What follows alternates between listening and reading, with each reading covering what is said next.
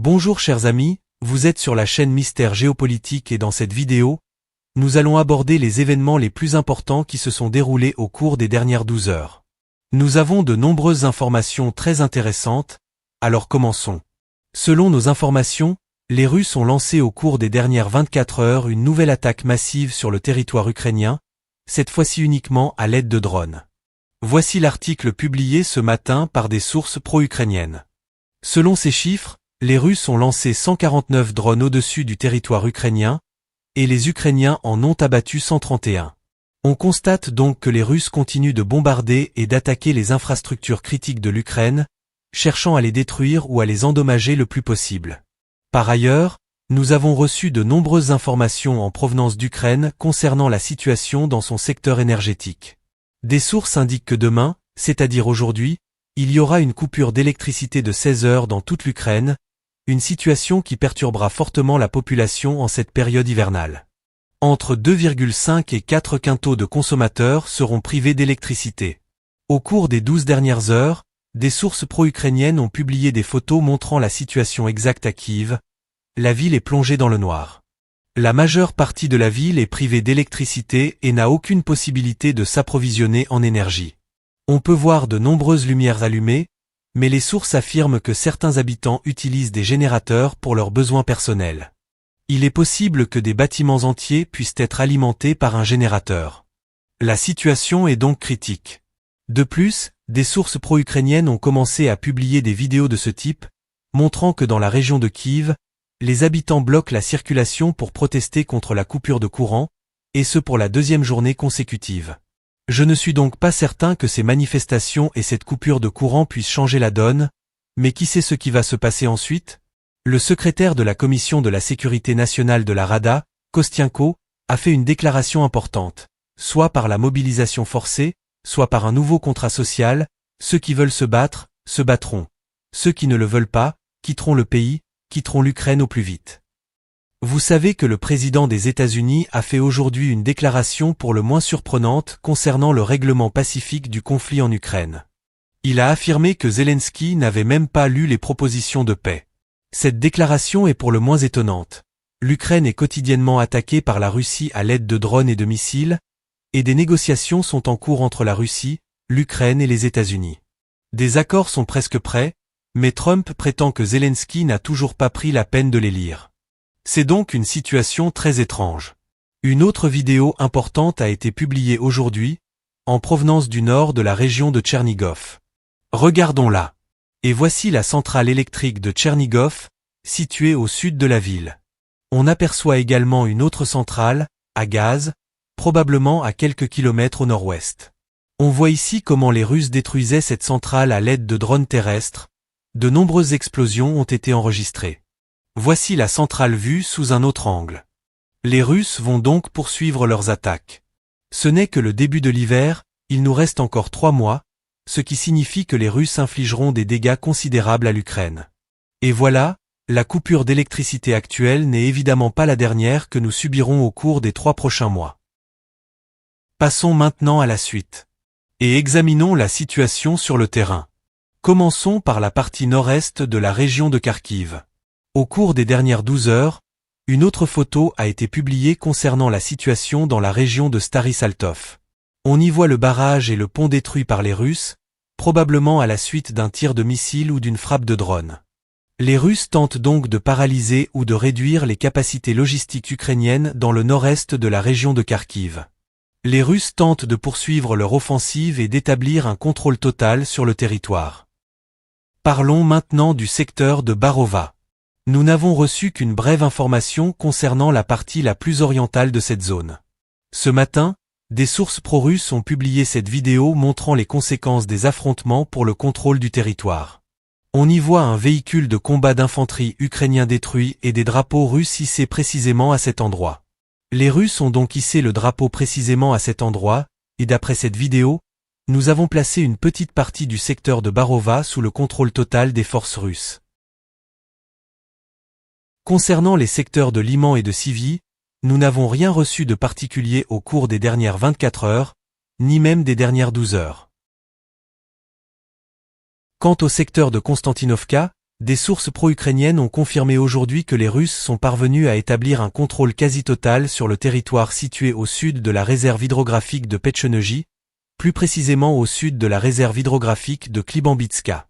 Selon des sources pro-ukrainiennes, ce territoire a été conquis par les Russes, ce qui signifie qu'ils sont prêts à progresser vers le nord et à lancer une offensive en direction de Konstantinovka. Examinons maintenant la situation dans les agglomérations de Pokrovskoye et de Mirnograd. Comme vous pouvez le constater, la carte a considérablement évolué au cours des 12 dernières heures. Voici la situation au 7 décembre au soir. Hier encore, les Russes affirmaient avoir pris le contrôle total de la localité de Rovno. Ce matin, par ailleurs, plusieurs sources pro-russes ont diffusé une vidéo montrant les affrontements sur le territoire de cette localité. Nous n'avons toujours pas réussi à obtenir les coordonnées de géolocalisation, mais nous pensons les avoir dans les 12 prochaines heures. Nous pourrons alors mettre à jour la carte et ajouter la vidéo. Parallèlement, plusieurs sources pro-russes ont confirmé des progrès supplémentaires sur le terrain. Parlons d'abord de Mirnograd. Dans la partie sud de la ville, comme vous pouvez le constater, la situation a considérablement changé. Voici la carte à la fin du 7 décembre et voici la situation au début du 8 décembre. Les Russes sont parvenus à prendre le contrôle total de la partie sud de la ville.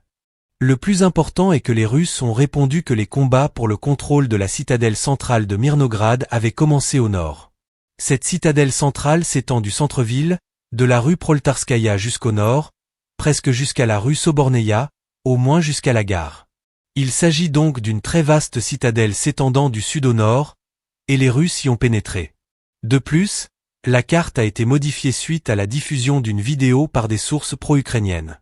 On y voit des Ukrainiens attaquer des Russes au sud de la ville de Mirnograd. Cette vidéo nous a permis de conclure que les Russes avaient considérablement renforcé leur position dans ce secteur ces derniers jours. Par ailleurs, plusieurs sources pro-russes ont fait état de progrès supplémentaires sur le terrain, au nord de l'agglomération de Pokrovsk-Mirnograd. D'après des sources pro-russes, des tranchées et des positions fortifiées ont été prises par les Russes. Une autre vidéo importante nous est parvenue de la localité de Rodinskoye. La voici. On peut voir ici comment des Ukrainiens attaquaient des Russes avec des drones FPV près de la localité de Rodinskoye.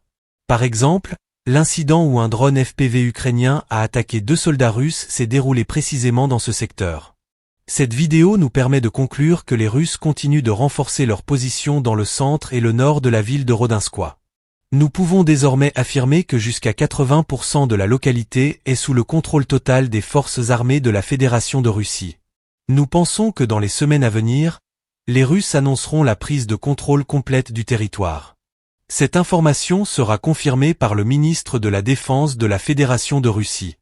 Dans le même temps, les Russes poursuivent leur offensive sur le territoire du village de Grishina. Cette information a été confirmée aujourd'hui par plusieurs sources pro-russes. Telle est la situation au 7 décembre. Nous sommes déjà le 8 décembre 2025. Comme vous pouvez le constater, les Russes ont considérablement renforcé leur position. Ils contrôlent actuellement jusqu'à 20% de la colonie. Ils continuent leur progression vers le nord-ouest. Parlons maintenant de la direction de Zaporijia. Au cours des 12 dernières heures, les sources ont continué de faire état de progrès supplémentaires sur le terrain, les Russes poursuivant leur offensive. Au cours des 12 dernières heures, les Russes ont renforcé leur position au nord et au nord-est de la localité de Guliepolia. Cependant, en ce début de journée du 8 décembre, des affrontements se poursuivaient sur la rive russe de la rivière Guéchul. Il est donc essentiel de garder cela à l'esprit. Tant que les Russes ne sont pas positionnés sur la rive russe de la rivière Guéchul, on peut considérer que la ligne de front est stable.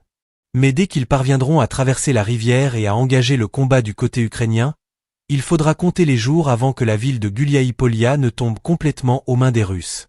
Une autre percée a eu lieu au sud-ouest, en direction de Zaporijia. Voici donc la carte au début du 8 décembre. Comme vous pouvez le constater, elle a subi d'importantes modifications. Voici la situation à la fin du 7, et voici celle du début du 8. D'après plusieurs sources pro-russes très fiables, les affrontements ont permis aux Russes d'améliorer considérablement leur position. Ils ont notamment réussi à prendre le contrôle total de la citadelle de Stepnogorsk. Telle était la situation à la fin du 7 décembre, Et telle était la situation à la fin du 8 décembre. Au début de la journée du 8 décembre, les Russes ont sécurisé la position fortifiée de Stepnogorsk, ce qui signifie que le ministre de la Défense de la Fédération de Russie devrait confirmer cette information dans les prochains jours. De plus, selon des sources pro-russes, les forces armées russes sont également parvenues à pénétrer dans le dense réseau de fortifications situé à l'est de Stepnogorsk et au sud-ouest de Loukianovskaya.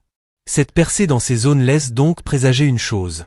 Les Russes vont progresser plus profondément dans la région de Zaporijia afin d'établir un contrôle total sur le territoire compris entre Mali-Sherbakia, Pavlovka, Loukianovskaya et Stepnogorsk. Ces territoires constituent donc une cible prioritaire pour les forces armées de la Fédération de Russie. C'est précisément la mission qui leur est confiée pour les semaines ou les mois à venir. Les Russes tenteront de s'emparer de ce territoire, et s'ils y parviennent, s'ils établissent un contrôle total sur la zone, ils poursuivront leurs opérations offensives plus à l'est afin d'attaquer la localité d'Orekov par derrière. Nous pensons donc que lorsque les Russes auront pris le contrôle de ce territoire, la ville de Gouliepolya tombera très probablement entre leurs mains. Cela signifie que les Russes pourront lancer des offensives en direction d'Orekov depuis au moins 2 fronts, depuis Gouliepolya et depuis les environs de Stepnogorsk. Une fois Orekov tombé, les Russes lanceront leur offensive majeure, probablement la principale, en direction de Zaporijia. Et il est évident que sans Zaporijia, les Russes ne pourront pas mener à bien cette opération militaire spéciale, car ils atteindront probablement, presque simultanément, le point où la bataille du Donbass entrera dans sa phase finale. Et voilà pour cette courte vidéo. La chaîne Mystère Géopolitique vous rappelle de condamner toutes sortes de violences dans le monde. Merci de votre attention. Abonnez-vous à ma chaîne. Aimez la vidéo. Bonne journée. Au revoir.